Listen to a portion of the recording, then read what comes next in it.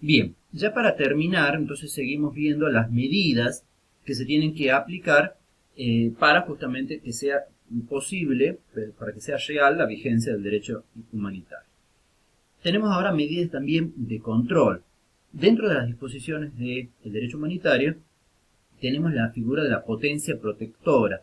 Esta figura fue creada como un tercer estado que pueda proteger intereses de un contendiente y velar por la aplicación de los convenios de Ginebra. Por supuesto, necesita la aprobación del otro estado.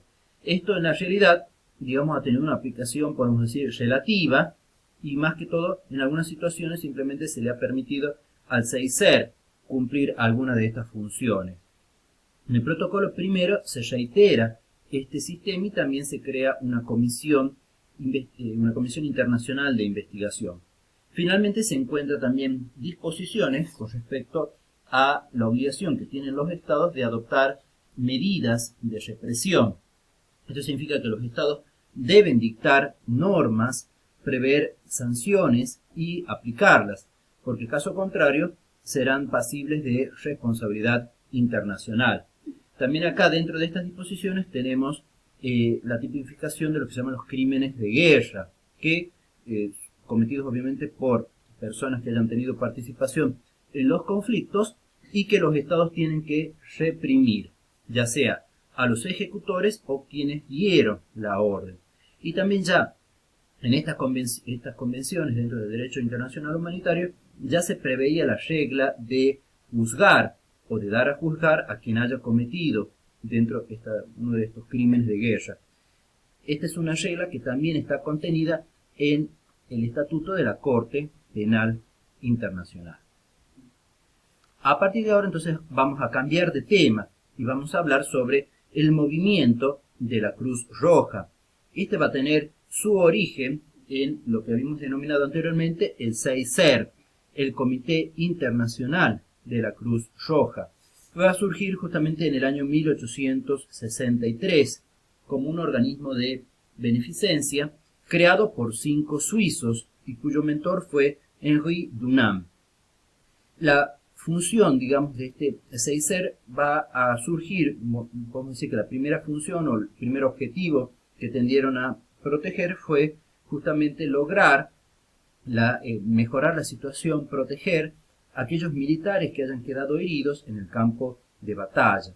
Gracias a esta iniciativa y al, digamos, todo un movimiento de influencia que se va a llevar a cabo el CEICER, esto va a tener lugar. Decíamos entonces que la primera preocupación de este Comité Internacional de la Cruz Roja va a estar dada sobre todo por proteger a los militares heridos en el campo de batalla. Entonces, gracias a esta gestión del CEICER, Suiza va a convocar a una conferencia en Ginebra en la cual, digamos, justamente se va a tratar este tema de la protección jurídica internacional de las víctimas en conflictos armados. Otras tareas que va a llevar a cabo el CEICER son una serie de tareas de tipo internacional, como por ejemplo actuar a favor de los prisioneros de guerra, y también tenemos que tener en cuenta que como consecuencia de este trabajo, de este esfuerzo, podemos decir, del reconocimiento que tuvo a nivel internacional, como consecuencia de del paso del tiempo, se le va a llegar a reconocer, a dotar al CEICER de una personalidad internacional, a tal punto que se le ha permitido concertar distintos tipos de acuerdos, por supuesto siempre vinculados a esta función de difusión y de aplicación de las normas del derecho humanitario. Han podido llegar a firmar acuerdos, como decíamos, tanto en épocas de paz como en épocas de guerra. Con las convenciones de 1949 se les va a reconocer todavía más atribuciones, como por ejemplo la posibilidad de asistir a civiles en poder del enemigo e incluso la posibilidad de tener algún tipo de intervención en el sentido, digamos, siempre de dar asistencia humanitaria, incluso en situaciones de conflicto no internacional. Cuando vemos la cuestión de los fondos, es decir, cómo se financia el CEICER, esto va a tener lugar gracias tanto a contribuciones voluntarias de los estados partes en los convenios de Ginebra, como así también las sociedades nacionales de la Cruz Roja y la Media Luna Roja, así también como organizaciones supranacionales como la Unión Europea. En muchos casos también recurren a aportes voluntarios de la sociedad civil para sufragar distintos gastos que puedan tener en el terreno, es decir, en los lugares en donde cumplen sus funciones, como así también sucede. Incluso cuando tienen que llevar a cabo distintas operativos o distintas medidas en distintos países, también lanzan llamamientos adicionales solicitando también obviamente aportes. En general, y también como les aclaré al comienzo, estamos tratando de sintetizar los distintos contenidos, van a cumplir por un lado funciones como agentes de implementación de los tratados de Ginebra. Para esto emprenden actividades humanitarias a favor de las víctimas, van a prestar socorros, van a actuar como sustituto de la potencia protectora, pueden beneficiarse de la protección del emblema, actúan a favor de los prisioneros de guerra y personas civiles, la van a poder visitar, de acuerdo al cuarto convenio de 1949, van a también cumplir funciones vinculadas, como habíamos visto anteriormente, a lo que se denomina la Agencia Central de Búsquedas. Otra función también muy destacada es el ser el custodio del derecho internacional humanitario y de los principios de la Cruz Roja. Dentro de esta función entonces va a tender siempre a estar analizando, estar investigando la realidad y promoviendo nuevas reglas justamente para que haya un desarrollo progresivo del derecho humanitario. Dentro de los principios de la Cruz Roja se encuentran los de principio de humanidad, de imparcialidad, de neutralidad, de independencia, el carácter voluntario, la unidad y la universalidad. Estos principios no son solamente declamaciones, sino que son, podemos decir, líneas de conducta y que han sido respetados en el tiempo, y es esto lo que le permite a la Cruz Roja, estar dotada de un gran reconocimiento y muchas veces poder llegar a distintos ámbitos, distintos terrenos de conflicto, de combate, y poder brindar ese trabajo humanitario, incluso en lugares en donde a veces otras organizaciones internacionales no pueden llegar. Una función también va a ser la de actuar como promotor y propagador del derecho humanitario. Ya dijimos que interviene en la elaboración de los borradores, de los proyectos, todos aquellos que sean instrumentos del derecho de Ginebra.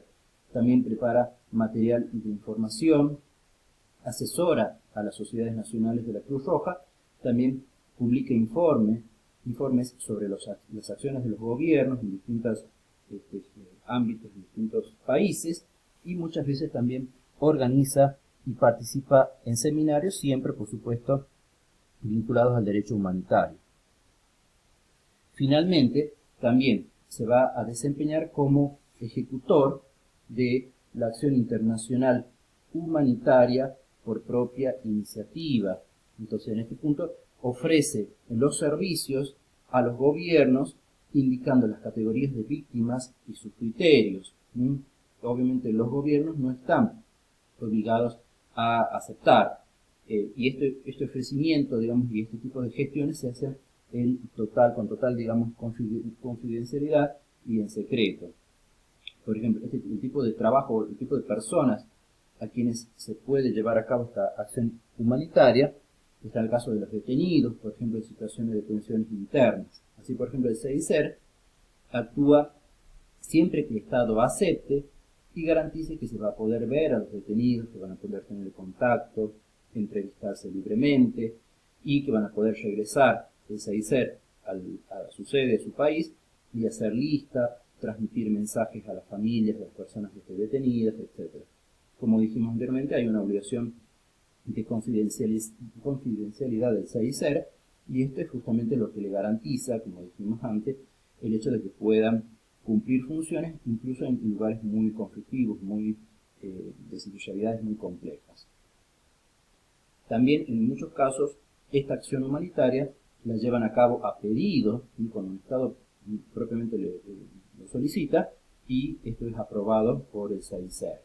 En algunos casos también ha sido gestor de actividades humanitarias por encargo de la comunidad internacional.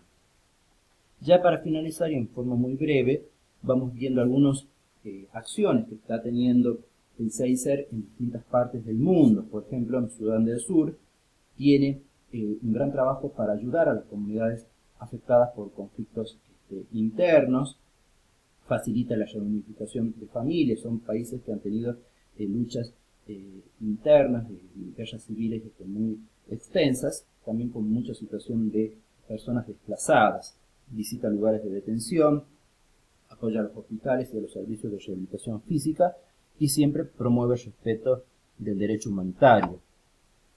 También actividades también de ese tipo desarrollado en Colombia, protegiendo a la población civil, asistiendo a personas desplazadas, visitando a detenidos, ayudando a víctimas por la contaminación por armas. De igual manera ha trabajado en Siria, llevando a cabo distribución de alimentos y de abrigo, visitando a prisioneros y llevando a cabo la atención de enfermos y heridos.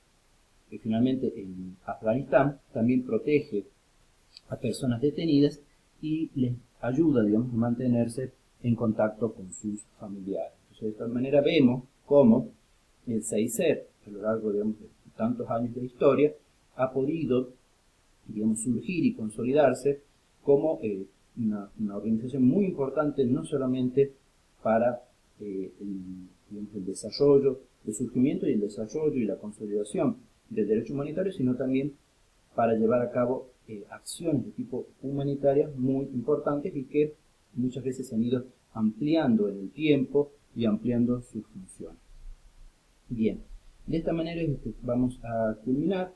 Espero que la clase haya sido clara, espero que sea de vuestro agrado y que sea totalmente útil. Muchas gracias, hasta luego.